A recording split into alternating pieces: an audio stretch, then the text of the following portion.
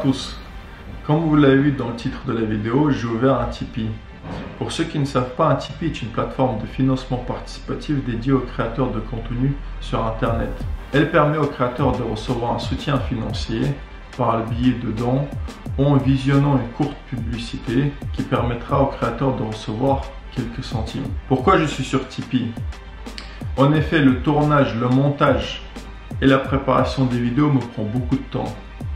Votre soutien me permettra avant tout de faire des vidéos de meilleure qualité. Quelles sont les contreparties? Comme j'ai dit précédemment, un contenu de meilleure qualité, la mention des donateurs à chaque nouvelle vidéo, des conseils personnalisés sur le bras de fer sportif, la nutrition et la musculation, des interviews, des conseils et des images inédites sur des féristes mondialement reconnus. Pour tous ceux qui veulent me soutenir, vous trouverez le lien de mon Tipeee en bas de la vidéo. En parlant de soutien, si tout se passe bien, très bientôt je vais aller faire un séjour en Bulgarie pour rencontrer Krasimir Kostadinov et Plamen Dimitrov, tous deux champions du monde mondialement reconnus. Par ailleurs, suivez-moi sur Instagram. Le jour venu, je ferai une story où vous pourrez poser des questions que je transmettrai à Krasimir Kostadinov et à Plamen Dimitrov. Sur ce, je vous laisse regarder l'interview exclusive de Irakli Zirakashvili et de David Arabouli. Bon visionnage. Здравствуй, Давид, здравствуй, Иракли. Здравствуйте. Здравствуйте. Можете представиться, пожалуйста? Меня зовут Давид Арабули. Я выступающий спортсмен из Грузии. Я вице-чемпион Европы и мира.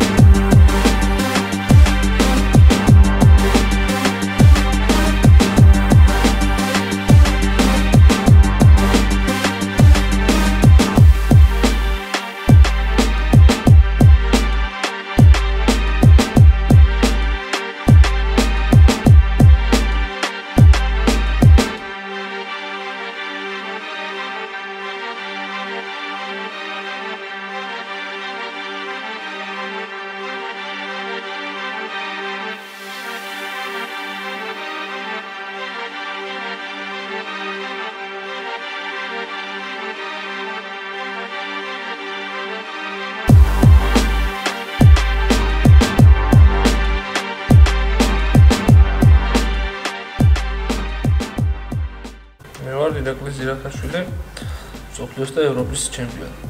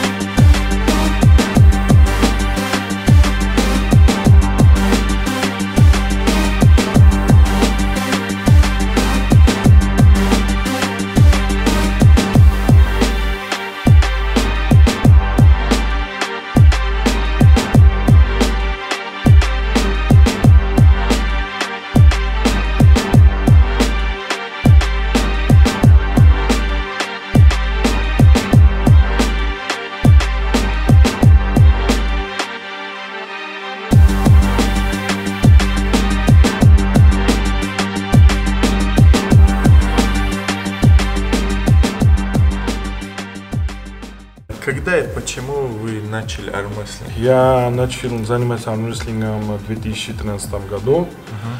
Ну, просто это семейная, так скажем, не прямо традиция, но у меня в семье был родственник, который занимается этим профессионально. Еще у меня были друзья, которые занимались этим, и мне тоже захотелось.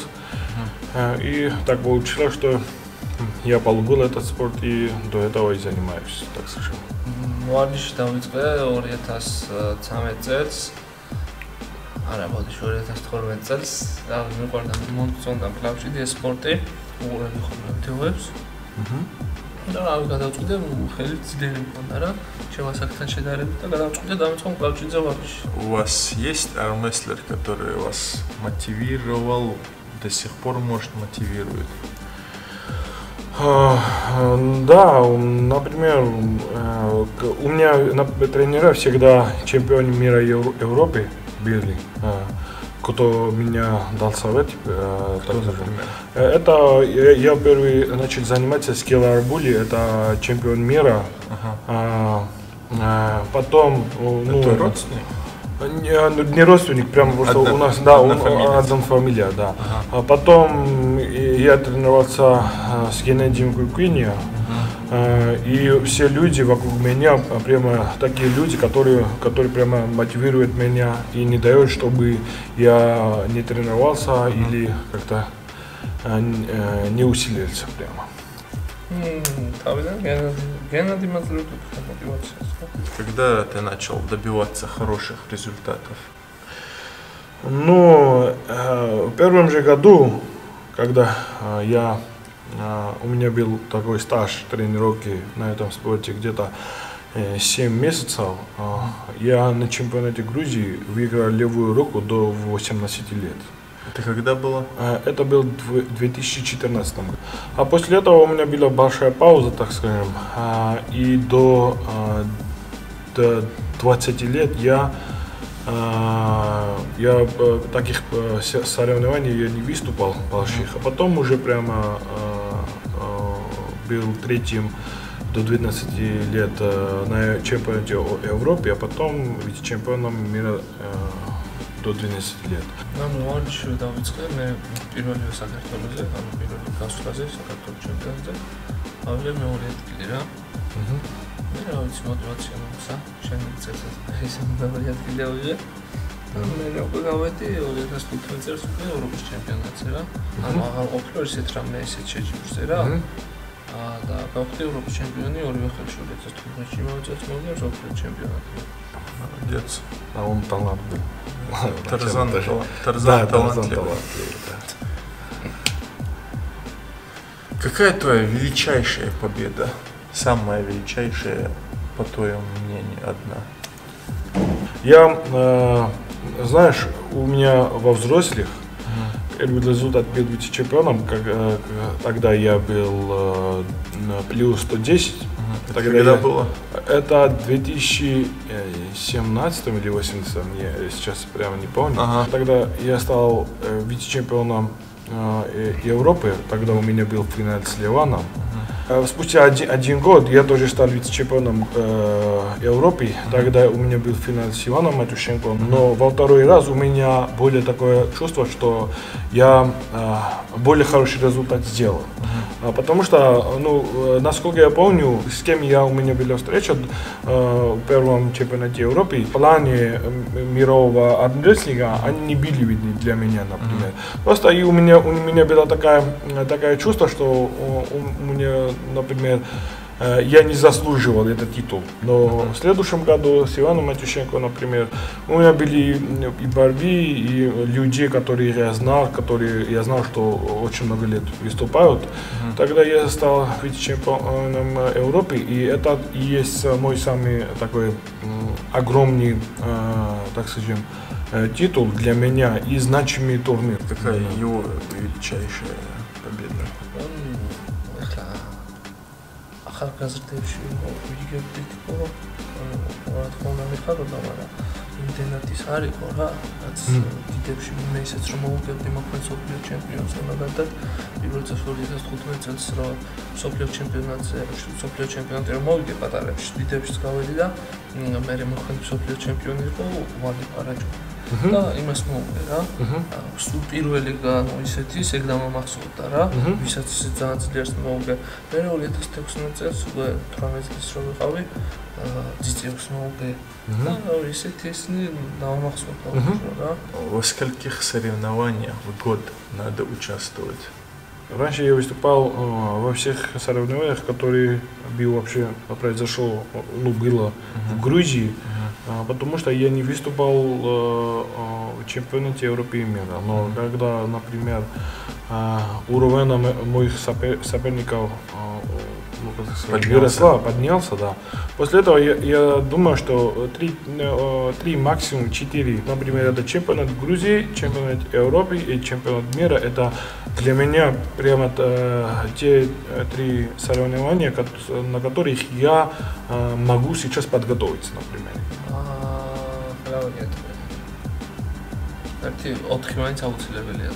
Как часто вы рекомендовали бы делать спарринги? Спарринг, я имею в виду, разделим его на 2 части. Спарринг как борьба конкретная, 100%, и спарринг как наработки углы.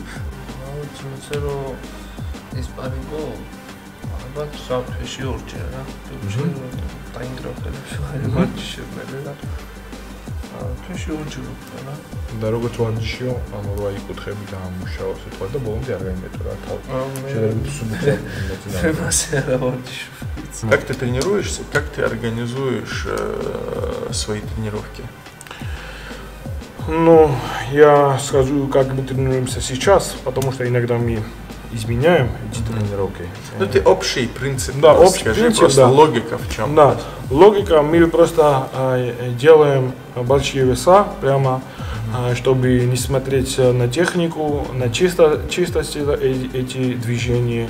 Это до соревнований, когда нам хочется, чтобы больше такого грубого сила мы этого, так сказать, забирали, и до соревнований где-то 2 или 3 месяца назад уже мы сделаем так, чтобы эту грубую силу дать направление, чистое направление, более такое техническое направление, и те минусы, которые мы уже, так скажем, оставили в предыдущих месяцах, чтобы их исправить, прямо, чтобы быть 100% готовы для соревнований, и у нас не было такие минусы, чтобы, например, соперника от этим использовался. Вот к вам пришел новичок, какой совет вы бы хотели бы ему дать?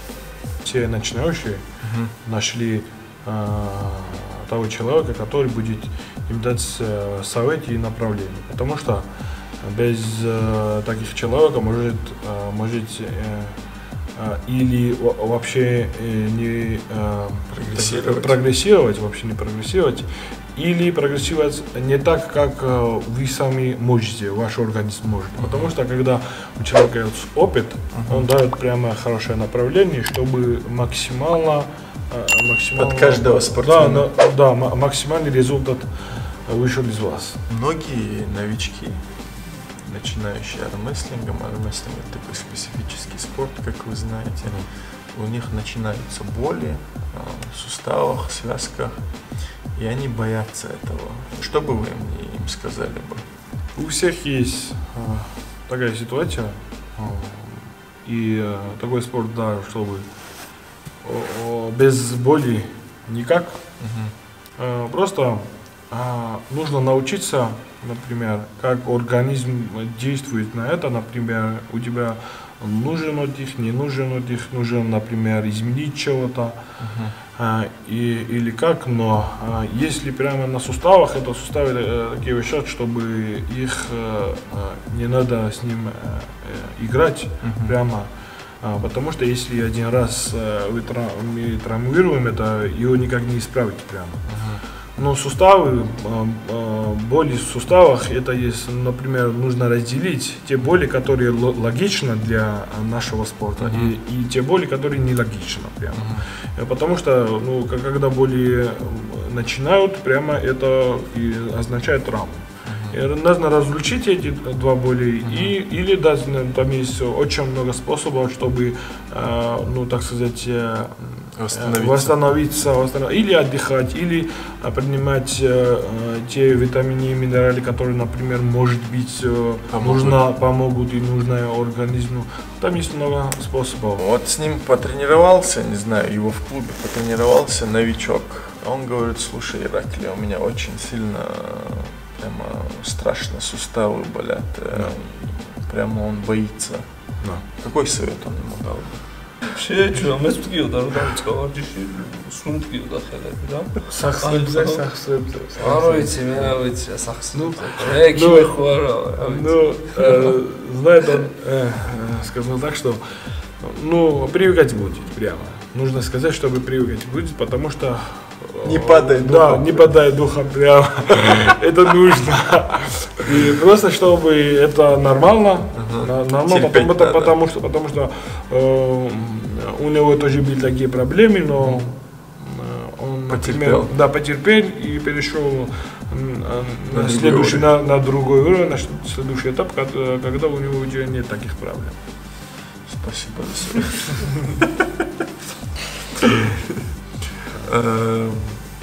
У тебя, я вижу, что до сих пор есть мотивация. Я вижу, что ты мотивирован. Я вижу, что Ираклий тоже мотивирован. Как вы сохраняете эту мотивацию? Например, я первый раз я всегда думаю о том, что когда и с кем я проиграл прямо. Это мотивирует меня очень, потому что я очень люблю проигрыш. И еще, ну, все хотят, чтобы быть лучшими, все хотят, чтобы быть более сильным, чем другие, например. Но я более думаю, чтобы не надо прямо конкурировать с кем-то, потому что это может быть будет время, когда ты будешь, например, у тебя не будет такая мотивация. Я просто мотивирую себя, чтобы быть завтра более сильным, чем сегодня я сейчас, потому что соревноваться самого себя это более хорошо, чем с другим. Просто должен сделать так, чтобы ты сделал в этом спорте самого лучшего варианта себя. Короче, твоя мотивация в том, что ты пытаешься завтра быть лучше, чем сегодня или вчера, да? Да. Превзойти себя. Да.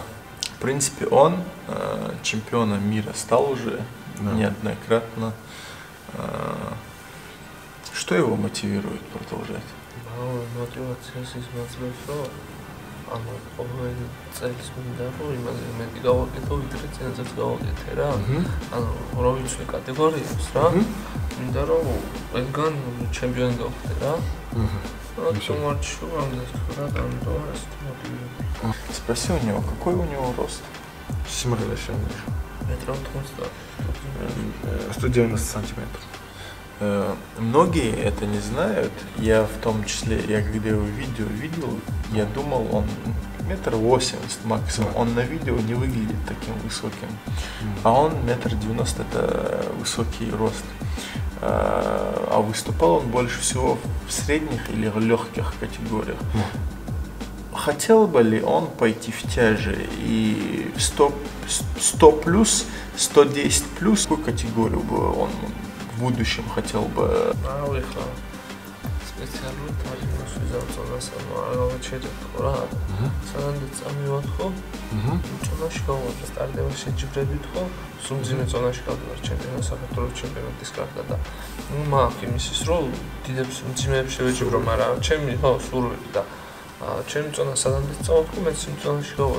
Давид, начнем с тебя. Если говорить кратко, какие твои будущие проекты, цели?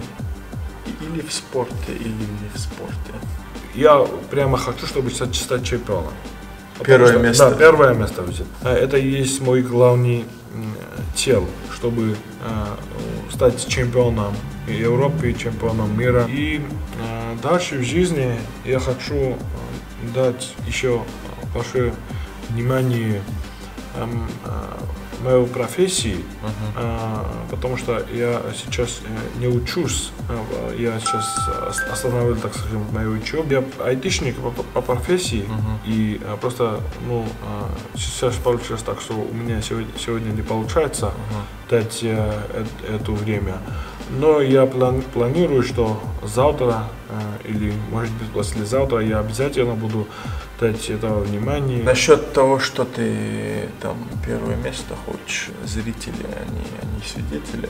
Да. И в ближайшее время я искренне верю, что ты этим с ним станешь. У тебя реально и талант, и знания. Я за месяц тренировок с тобой убедился, что у тебя все для этого есть. Спроси у Иракли, какие его будущие цели в спорте, если не секрет, и вне.